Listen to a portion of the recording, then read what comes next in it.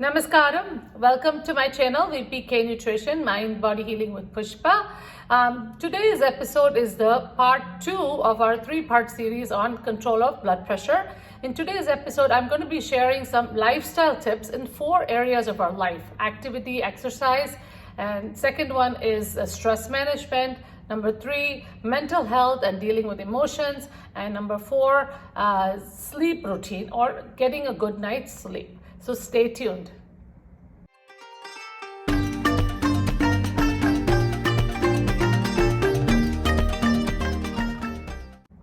Welcome back, everyone. Thank you for joining me. If you haven't already done so, please do subscribe to this channel and also share with your friends and family who will find benefit from self-healing through this channel. Again, also try to like it and maybe put some comments in there for me to see what you like and what I can do better. So let's get started. Last week, I covered the dietary restrictions or dietary suggestions based on Ayurveda and modern nutrition for better blood pressure control. So if you haven't watched it, I'll put the link in the description and you can go and watch it later. In today's episode, we're going to be covering the lifestyle changes that are necessary to have a better control over blood pressure and have a better living, energetic, healthy living lifestyle. And this will include 4 different areas. First one is activities and exercise, what is optimum. Second, we'll talk about stress management. Third, we'll talk about mental health and dealing with emotions. And fourth, we'll talk about sleep and getting good night's sleep for better health. So I'm going to be using my emoji again to talk about all of these things. So stay tuned. Number 1, activity or exercise.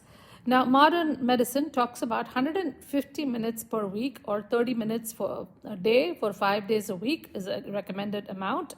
And of course, other studies have shown that doing 3 segments of 10 minutes each is more beneficial for better control of blood pressure and blood sugar than to do 1 30-minute once a day. In Ayurveda, Vyayama is the word used for exercise. It's a Sanskrit word. Now, exercise should be done to only 50% of your capacity, which means when you start seeing sweat on your eyebrows or your forehead, it's time to stop. So that is Ayurvedic recommendation. Again, swimming is supposed to be very cooling for the body and recommended if you have high blood pressure. And of course, walking is suitable for everybody. Number 2, stress management. Couple of things can be done for that. Number 1, Abhyanga or oil massage, full body massage can be done with coconut oil at least once a week. Sit with it for about 15 to 20 minutes. Again, warm up the coconut oil to do that. And then after that, you can take a shower. And on a regular basis, you can also apply some coconut oil to your hands, legs, and your face if you don't have time to do more than that. Of course, second thing for stress management is yoga and pranayama, and these go a long way in reducing stress. And next week I will do an episode just talking about yoga and pranayama specific for blood pressure.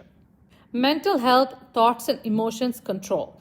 Now, emotions like anger and irritability can increase blood pressure. So it's important we develop some coping mechanisms to deal with these kinds of emotions as they arise.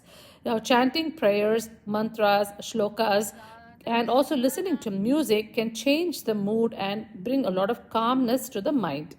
Plan your day with a daily routine and also make sure you're prepared for any kind of things not going your way so that you do not get too frustrated, which leads to anger.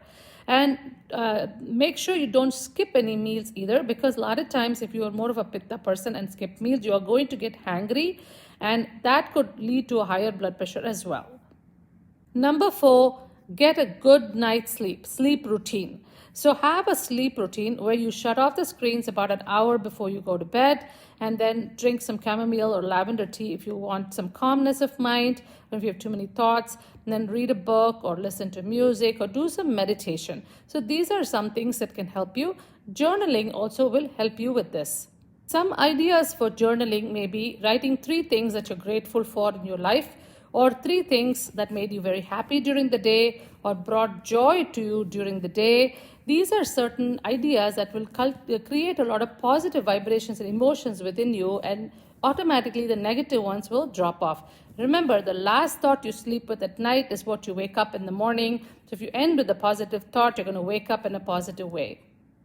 Hope you enjoyed today's episode. To give you a brief recap, number 1, activity. Remain active every day doing some form of exercise. Number 2, stress management with oil massage and yoga and pranayama. Number 3, have better control over your mental health by regulating emotions, by chanting and doing things like that. Number 4, have a good sleep routine so you get a good night's sleep. Now again, try to incorporate these one by one in your life, and you will definitely see improvement in how you feel physically and mentally. So see you all next week.